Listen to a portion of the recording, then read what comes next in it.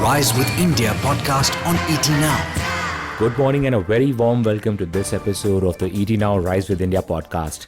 We will get you up to speed with the day's top stories and the market setup this Friday morning. Here's what's making headlines. Yet another day of bullish charts as Sensex rallies past 59,000 mark. India's market cap pips that of France and now knocking at UK, which is at the 5th position. GST Council meets today to review some tax rates and consider extending some concessions.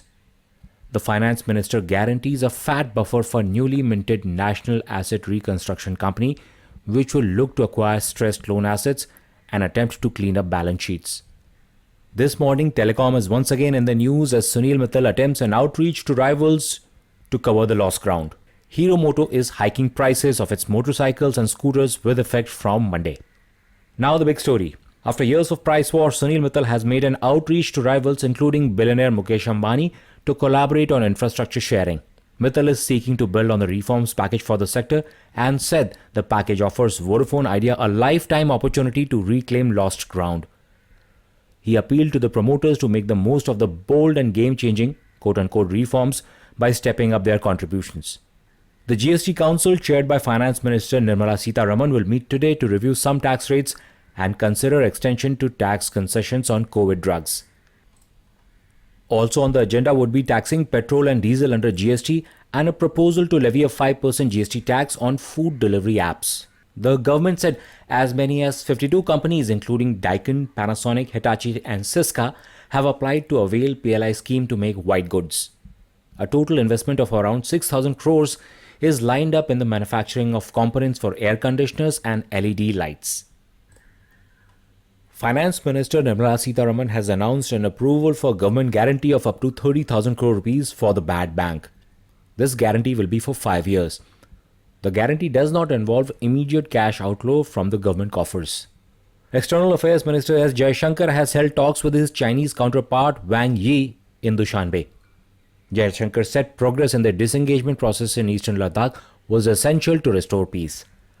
India will soon invite global bids for battery storage projects totaling about 4,000 megawatt hours.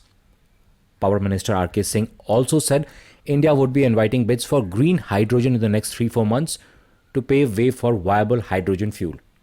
Gujarat Chief Minister Bhupendra Patel has allocated portfolios to 24 newly inducted ministers and kept many departments including Home Ministry with himself. MLA Kanubhai Desai has been allocated finance and energy and petrochemicals portfolio.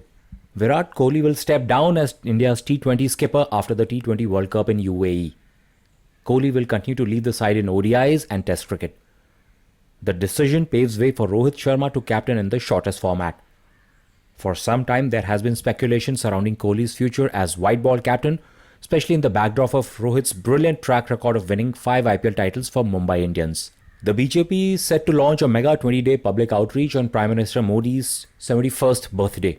The outreach will continue till October 7th and the party has asked workers to facilitate the vaccination drive. In the COVID corner today, as festivals near, government is stressing on vaccine acceptance and COVID-appropriate behavior. Meanwhile, the cumulative vaccine doses administered in India have now exceeded 77 crore.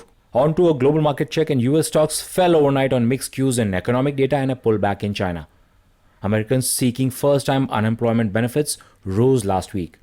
But retail sale has been resilient despite the Delta scare. Meanwhile, General Motors is extending its plan to idle some American factories as chip shortage continues to haunt production world over.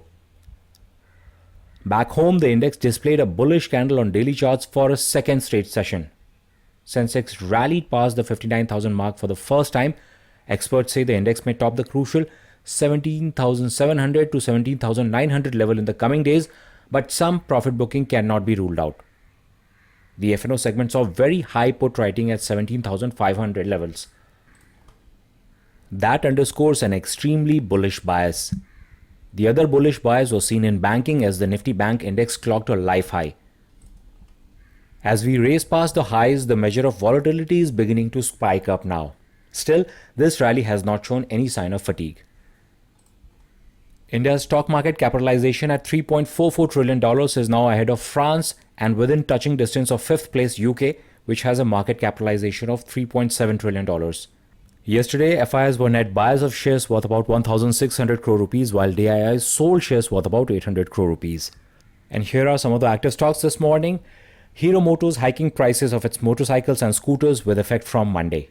Hero attributed the decision to increase in commodity prices. Its motorcycles and scooters will be expensive by up to 3,000 rupees. And keep an eye on shares of Biocon.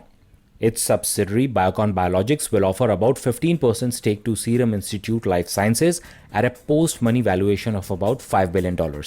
That's all from my end. Thank you for your time. Do send us your feedback. This is your host Rohit signing out. Wish you all a great day ahead.